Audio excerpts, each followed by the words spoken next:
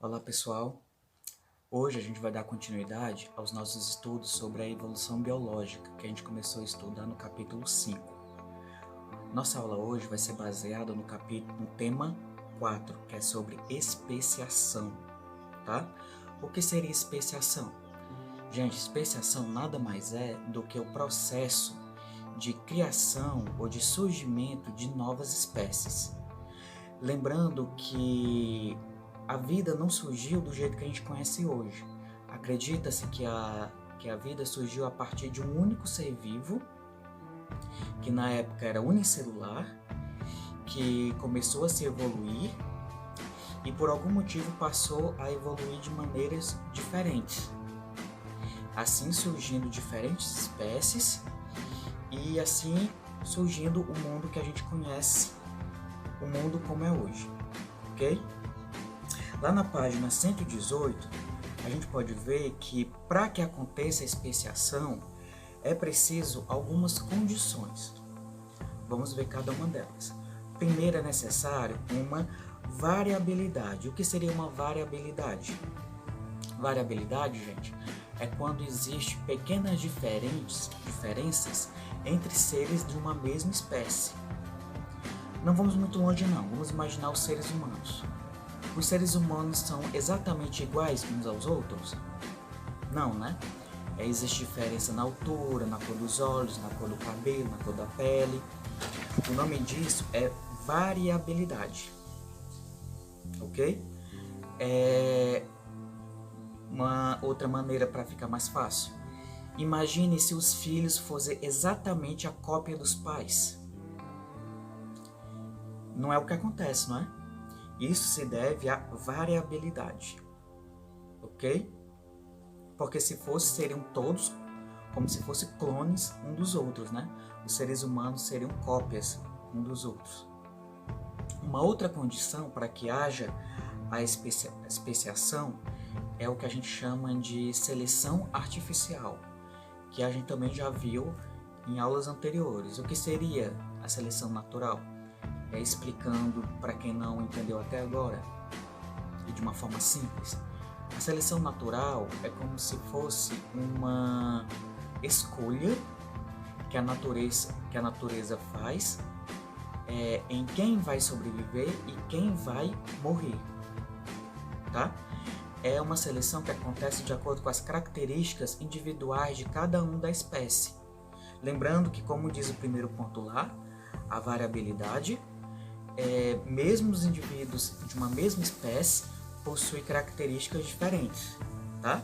Então, usando isso, a seleção natural aparece para selecionar os que estão mais preparados para sobreviver e assim eles serem capazes de passarem sua carga genética para as próximas gerações. E uma outra condição necessária para que haja a especiação é o isolamento reprodutivo. Bem, gente, o que seria isso? Vamos comparar um lobo e um cachorro. E vamos imaginar que antigamente eles pertenciam a uma mesma espécie.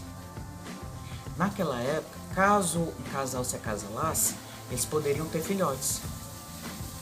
Mas com o passar do tempo, eles acabaram se tornando tão diferentes que eles passaram a pertencer a espécies diferentes. Existe a espécie do lobo e existe a espécie dos cachorros. Nesse caso, mesmo que haja o acasalamento, não será possível a reprodução. Entenderam? Então, para que haja a especiação, revisando, é preciso que haja a variabilidade, é necessário que haja uma seleção natural e é necessário que haja um isolamento reprodutivo. Uma outra forma de acontecer a especiação, o surgimento de uma nova espécie, é através de uma barreira geográfica. Continua ainda analisando a página 118. O que seria uma barreira geográfica? Uma barreira geográfica, gente, pode ser uma cadeia de montanhas, uma barreira geográfica pode ser um rio, tá? Agora vamos imaginar que indivíduos de uma mesma espécie seja dividido em dois grupos através de uma barreira geográfica. Um rio que surgiu naquele lugar, ou uma cadeia de montanhas. O livro usa como exemplo borboletas, que na figura 1 são todas brancas, que foi separado em dois grupos através de uma cadeia de montanhas. Olha aí o que aconteceu. Com o passar de milhares de anos, esses dois grupos ficaram tão diferentes que suas cores ficaram diferentes, tá? E que mesmo depois que as cadeias de montanhas desapareçam por algum motivo e que os dois grupos se reencontram, descendentes, né, desses dois grupos se reencontram, eles vão pertencer agora a duas espécies diferentes. E mesmo que aconteça o acasalamento, no caso e por causa do isolamento reprodutivo, mesmo que aconteça o acasalamento entre essas duas espécies, não vai acontecer a reprodução, porque ele já pertence a duas espécies completamente diferentes, ok? Aí você pode perguntar, Renato, então por que esses dois grupos de borboletas que ficaram em regiões diferentes, separados por uma cadeia de montanhas, passaram a ficar tão diferentes, ao ponto de agora pertencerem a espécies diferentes? Gente, é porque em cada uma dessas regiões, dos lados das cadeias de montanhas, existem pequenas diferenças geográficas mesmo, de quantidade de água, de espécies de árvores. E essas pequenas diferenças, com o passar de milhares de anos, faz com que essas borboletas evoluam de maneiras diferentes, tá? Pela seleção natural, pela variabilidade.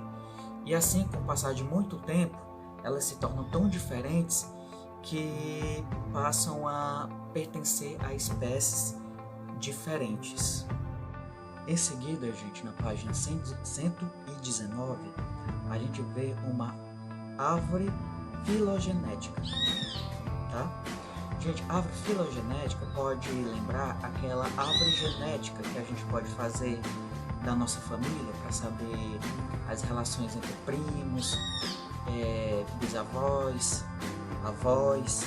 Mas nesse caso das árvores filogenéticas, a gente faz para saber quais são os grupos dos antepassados de cada espécie, tá? É uma representação gráfica, é um desenho, essa árvore. Vamos analisar para a gente entender melhor essa árvore filogenética que tem na página 119. Olha aí, gente, o que eles têm em comum? Tem um leão, tem um leopardo, tem uma onça, são todos felinos, não é? E da anatomia, eles já se assemelham bastante. Porém, a gente sabe que um leão, por exemplo, não é da mesma espécie que um leopardo, ou que um leopardo não é da mesma espécie que uma onça, mas existe ali um parentesco. Não seria exagero falar que eles seriam primos, entre aspas? Então vamos ver. A primeira figura tem um leão. E a primeira ligação, a gente seguindo a linha vermelha, a gente percebe que a gente encontra o leopardo. Então, geneticamente, um grupo que mais se assemelha ao leão, a gente pode falar que é o grupo dos leopardos, tá? O grupo do leão-leopardo está historicamente ligado, ou geneticamente ligado, ao grupo da onça. E ambos estão ligados ao grupo do tigre, tá?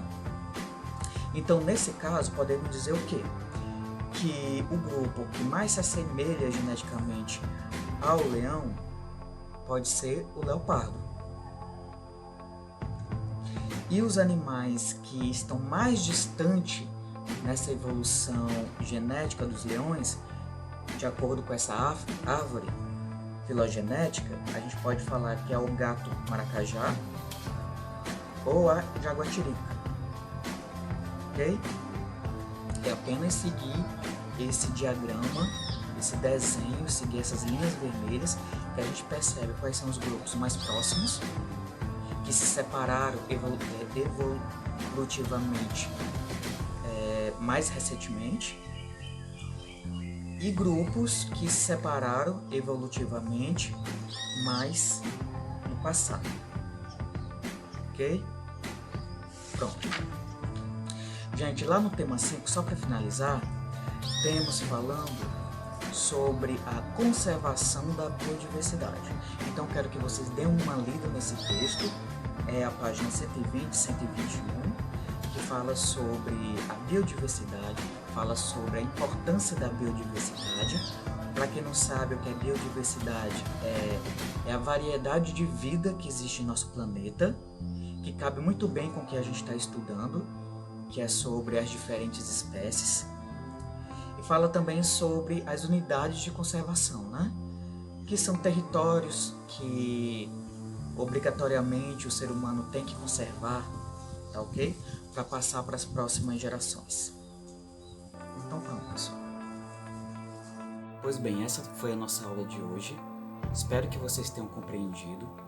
Vocês podem reassistir esses vídeos quantas vezes quiserem, tá certo? E em caso de dúvidas, vocês também podem deixar sua pergunta nos comentários desse vídeo, ok? Nos comentários dessa atividade. Então, até a próxima.